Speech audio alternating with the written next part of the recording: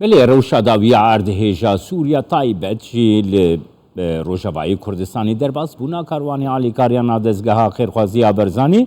دکتر عبدالحکیم بشار جگری سروکی هف پیمانیان اجتماعی و پوزیشنات سوریا استودیو میوانی منه بخیر هاتی که دکتر دسپی که دت بخواسم روشا گشتیا سوریه هر وهایا روجاوایی کردستانی ده انجام وی عرض هجا ده بزن زۆر سپاس بۆ تۆش بۆ هەموو تەماشاوانی هێژا ڕاستی سوازم وەک پانۆرامەکەی ولو کورتی چێکم پێشاوی سپاسیە گەرم ji بۆ جەنابێ سەرۆک بەرزانی ینی ئێگوت هەر قونەغەکێ ئسبات دەبێت ئەو زەعیمێکی کوردایی ینی کورد کورێت کەوتنگایە دە بێژن یا ڕەب یا پێخبەر دۆرت بژن یا سەرۆک بەرزانی دەبین زەرۆک بەرزانی لە کێلەکەوە سەکین و هەموو ئالکەری بارد چی عفنێ چێ بوو ئەز نەبەحسا ژانرێ بکەم بەحسا چوناخێ خوازە بەزانی استفتاءك نهبو نوتو شاشا جناب سلوك كاد جزيرة استفتاءك بو خلقي كردي سوريا قش بيراني أنا جي إثبات واستفتاءك كردي مهين قش بناب سلوك أس خوازن في نابجم يعني بن مالا برزاني جبو كردا إيدي قلع كلهاك كرد كم تاقادي قوليتك دو أز بحثة هناك أنجماني بكم دور بحثة أنجمان اجتماعي كردي براستي كاركي هجاكر ده تشتي قالك سارك كان يجي بيانك در خصني داك در خص دوز آل كاريكر دو موك مذاكرة وقت نامك شان أساسا ناف دولتير شان أمريكا بريطانيا يكتيا أوروبا دولة العربي دا خوازيا آل كارين تايبات جبو عفيش بو جندر سيكر أم وك بارتيجي يعني وك بارتيا ما بدا كسي أم هفال هفدو شيورين أم هفال ميل هندر للجزيرة هفال مي عفريني هفال مي أوروبا لتركيا موجود في أمشالكيك لوجستيك بك وما دست بك براستي ما دست بكار كر لفيدري حوالي من أوروبا دست بكرن آلي كاري كوم كرن شاندن بشك بره أنا جبر دوام حوالي من تركيا كيرو شوا زحمات جبر أو الأورفا بونو نكاري آلي كاري كبرا حوالي من عفريني جروجة كمين يعني دناف خلقي خدا بون بدستا آلي كاري كرن آليات ما توم دستا آلي كاري كرن خلقاج من قادر خينه تشتي دواق والعفريني هات كرن ما وك بارتي وك خلقي ويجش أنا ما خصني داتا كتشيكن داتا قلق قرنجا جبر يعني شيء هريم عرفني تشي بوجي خلق شهيد كت يخلق ما أنا قال شولا دتش أنت خص آية كمين أم فاخلك شا يروب جيبكن وك تشتكي إسعافي دور تشتكي تايبت جبر أنا ما خصني أم داتا كتشيكن أو داتا يعني تيد بدستشان كرن نافي حركي إشاي إيشاوي تشبو شهيد كتنه ولا خانيوا كتي مالا يتالام بوي تليفوناوي تشاوم تواصل بير بكن وادرساوي جبو اف ايرو وجبو بيشاروجي امي تشاو اكال كاي بير بكن اف جامتش جاك استراتيجي جبر درباس بالظهر بازو درباس بلي او خلك مان الشارعه دبي نيش بير كرن دبي ام تشارسر ياسيا بشك ناخر خوازا برزاني حوالي ماجيك كانت استنفارده واسباسكي جنجوانات كانت استنفارده والكاريك لفيدري ما وك حوالي مي هوليري ما بريارك ستاند محيدات حفظ رجاء اما جلي رش خدكن ما باشكي رش الاوفيسي خداني ما دست بآلي كاريه كر براستي آلي كاريه قلق باش خلكي ما قش آلي كاريه كان قالك انا آلي كاري كومبونه جبوك ام وآلي كاري محاولة بكن دريا خير خوازا برزاني دي حتى حوالي مي نونري انجماني دي كواليسيون سوري دي 11 نفر قشاب هفدور آلي كاري كر وما آلي كاري كر چه آستنگی و کتن پیشا خیرخوازا برزانی طبیعی خیرخوازا برزانی درباس بو آگاهی من جناب سروک برزانی به اردوغان رشتغلی بو قالك تسهيلات كرن الا هناك آستنگی چه بو ما وك كواليسيوني وك جيجري كواليسيوني وك كافالي مر اياز دحابيد ما الي كاري كر بكاك موسى تواصل ما بيرهبو ما الي كاري بيرت كر لكل آستنگی چه ما الي كاري بيرت كر ما درباس كر اس خوازم فيديو بيجن خلق سوري جي براستي يعني خلق الدفرة او قدسي كواليسيوني ده لغور كاريبون او جيب ايش اخذك لغور كاريبون فيديو شاندجي وام ما تاكيد او فيديو درس راس ندرون واجي آل كاريب جندري شركه رجاد دواد آل كاريب لغور كاريبون يغو كاميونك يهدك كاميون شي كاميون آل كاريب يعني لفينا اسكارن بيجم يعني خلقين سوري خلقين دفرا رزقار كدي دقوتنا عرب نما اما ام كاس خدي ما در نكر لي كرد خدي ما در كت بعكس خلق سوري ايرو خلق سوري دبجن اميدروتك نتايوتشك جبر كز مخويا نكج عربه لكرد ما ديس مسالخ هالدا جناب سلوك خدين مدركت وديتن يعني على كردي وسوره جناب سلوك او تشكي الكتاب اتخوازم بيجم يعني روجن ورن ديس زحمتي هنا خير خوازا برزاني بردوامه ام وك هذا كسي ام يا كاربن بير وكان جماعه شماني الكاربن ليس خوازم جبو انا وبها كدمه ليجبو افاك نعفني فقر افاك نعفني افاك ناجندرسي اس خوازم دريا كرسام سكار ممنون بانجكي تايبت ام بحوجين ام صندوق كتشيك بناف اعاده اعمار عفري او صندوق الاوروبا تشيب تركيا تشيب الكردستاني تشيب الحولاتك كل هبل نجمو جاركي فكيلي او صندوق حرمه حركه تشيك تعرف تخي جبر بحزاري مالا خرابون في افابل طبيعي يا كمين امل جناب ديس امل دري جناب دري مزخ كلي خن دري جناب مزن سروخن لي امروشا هرمي جزان بيروشا ابوري قالك زحمته جبروي از دي سيفيد بانجيت بيجم ام حوجي صندوق كي تشيكن جبو بنافي اعاده اعمار عفري يعني حرم عفري اف وك كورتاي دكتور نها او داتا يا كوت وك ديار كل وك استراتيجيه كي يكون لسركارتكن يعني مثلا يكي اوروبا امريكا نتوين يقرتي دواري اردهيجا تركيا ده يعني حجمارك آلی کاریان گلکی مزنی گوتر خان کرنا هنه يعني هون دي بفان آلیان را بکفنه پیوندیه ده گو او آلیجی بکاربن بکیمانی بکاربن ببن آلی کاری وی داتایا کوه پیشکشی وان کری بله شو بي داتا تنكار تشتكي قزنجرك او داتا ام تمام كن امل دري يكتيا يعني متحده خلينا دري امريكا خن يكتي اوروبا خن دري حركسك يقوم بكون الكاري بك امل دري وانا خن انه ايما ايشاما اذا ده حزار مالي ما خربونه يعني شيء او داتا بدي موثق به وانا هوال بيراد من سباسيا واتكن او داتا هاني وجمر به اساسك وامبيل دري خلكي خن او اي انجمان شمتي خبن تصرف انجمان شماني كوريدي وبيراد لأنا كأم وهفالي خوي هندر حرو هفالي مي أوروبا هفالي مي تركي هفالي مي عفرين الروجانا أم يعني بيون ديال قلها بدود كن أم تنسيقي كت كن كأم تشاوا في مسألة بريفة اگر کو پشتوانیا ولاتا نگهشت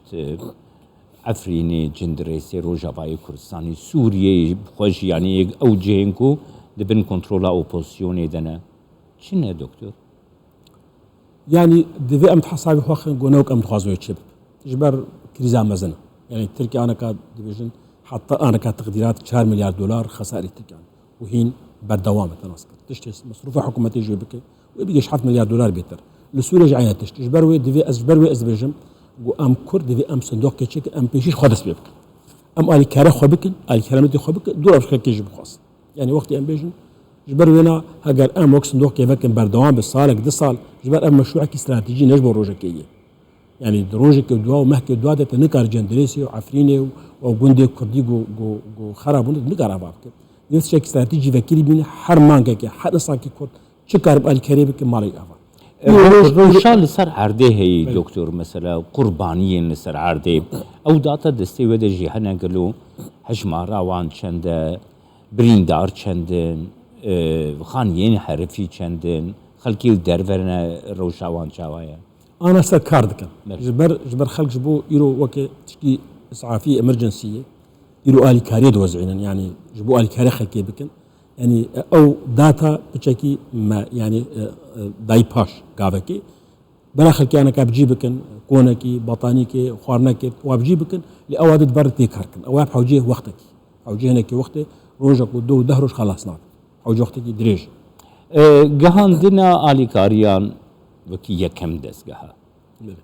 جیهانی ده یا دستگاه خیرخوازی یا برزانی بو دورا عفرینی جندريسي و بي فرقا بي جداهية تبك هاتيان خلقي الرسني ويجي جالي سروق برزاني وگو دستگاهاتيا رسپارتن لا أردي بيشوازية كي تشاوا دي دكتور أقدارية وچنه البيشوازية يعني أنا سروكي حكومة جمر فيديو شان ومقابلات جزيرة جكرية وتويتر جبالاف كري يعني بيشوازي بيشويل كاك مساكرية لدرجها درمس بيشوازي كرية وبيانما قوتية يعني يكمين آلي كاري جايمة هرمي كردستان عراقي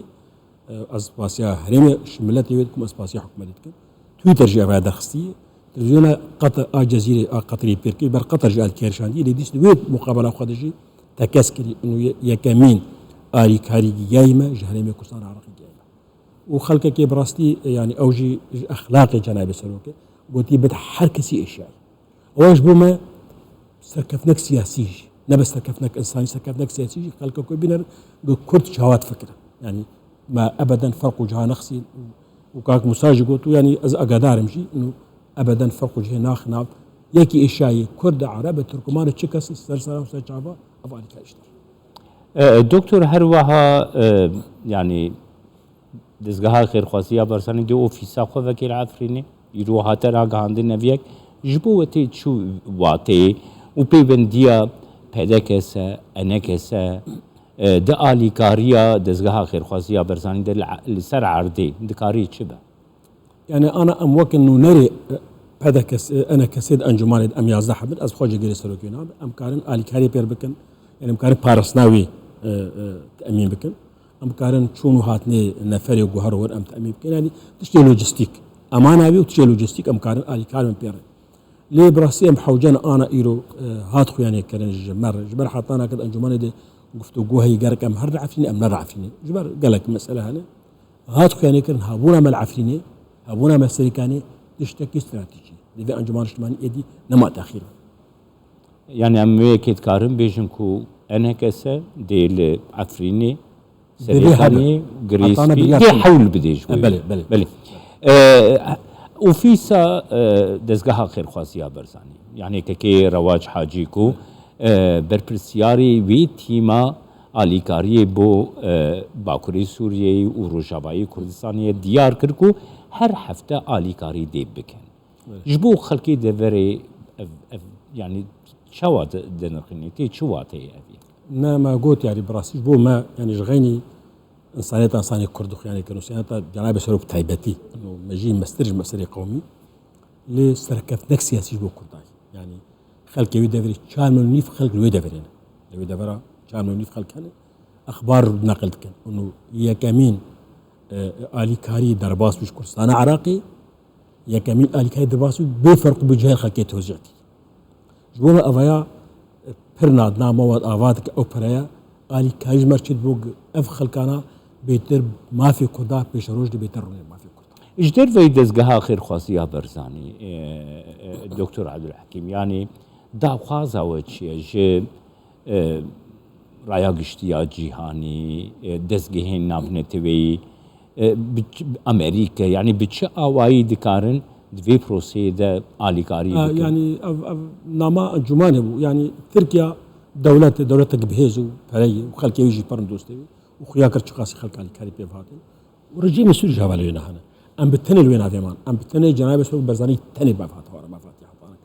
جبري ما ام جواب خازن انه فيروش زلال بكن تركيا خدي هنا رجيم خدي هنا ام تني معنى خدي ما برزاني تني برزاني ظروف تايبتن وندناسن ام آلیکاری جوات خازن هم بين هرم عفني آفابك کواليسيون چه گاوات آویجش بوی گهاندنا آلیکاریان که کواليسيون وك ناحية أبوري ضعيفة قالك تاني الجميلة ليه ناحية لوجستي ناحية تسهيلات شتك ريفتك آلیکار بلاف كرنا تشتا في صورة نقل كج خلقي سورير خلقي عرب رفتشي يعني إيرو مثلا کواليسيون ده قالك جا أو بلاف بويه إنه خير خوازا برزانية كمين هاتي وجناب سروق برزاني واكري قالكي يعني قالكي حتى خلقي عرب إشادة بيكرنا لقالك دفرا بوش داخستنا إنه يا كمين آلیکاری جاي حتى بحث كانون حج الشعبي تشنجر جيمر اللي هريم قصاني تشنج خلقي سيفيل وخلقي الشاعر دكتور هروها نها راستيه كي عفريني قرم بدنا برشاما نها حتى في عرض هيجي ودفي بروسي عرض هيجي يعني او هيزين تشكدار ايكول عفريني هي لسريكانيه جريس بي هي يعني هر آگاهدارین کو گهشنا ممکی کورسان 24 کو بن پیکرنین برفرحم بری خلقی دفری کرنا طایب تیجی کرد پشتی گهاندنا آلیکارین دزگاه خیرخواسی برزانی اف چه پیام داوان کسا يعني أزبجن بهما قالكي جرينج داوا جبر يعني هنا جوا خلق قلكي نزان خلقي هنا جوا شوفينين اللي افينا ونزانيا واجب ما يكون شيار بك انه بنا هو تشتكن كرتشتك يعني رجع بحوجه من كل كلا كوسكني وشوفونيا واجب كين بكن ليه النقشوان يعني انا دو مثلا بير وقت كاك مساقيا متكيل القر هنا كيزن تقدر كرن داخل يعني كده ما دنا ام وبباريزن ولو كشتنجي شباب ما وفعلا جي هناك يعني جواهزين تقدر خلاص ناب نكام نابك شون جم كاك موسى قلت ام دنا حتى كاك موسى جما خوكل قلت يجبو امانه يد الجما خوك انا في دبرك سبيل خوك يعني هنا واج وهنا واج يعني نقشوا كبنا ليه خراب هنا يعني انتهاكات العفينيت كن وبا نفس شرطيه ليش بو ما وك انجمان وك ام انشتمان ام يرد كواليسيون دنا هات يعني كرن ام بحوش خاص بحوجه تركيان يعني يك جي كيشي انجماني ومناقشات نعمتي كرن هبونا مت كواليسيون جرينجيانا تكلمه تركيا جرينجيانا او فصلا بكن دجمني ام محاوله بكن دجمني واش خوركين بكن ايو كريزات فرمات هات يعني كرن قلت تكليه مو تركيا نخش بان تكليه هريم تركيا نخش بان او تشنتشون نتشون بله گلک سپاسیاست کم دکتر عبدالحکیم بشار جگری سروکی هفته ایمانیا نشتمانیا اپوزیسیون سوریه گل استودیو تو میوانی زور سپاس خوش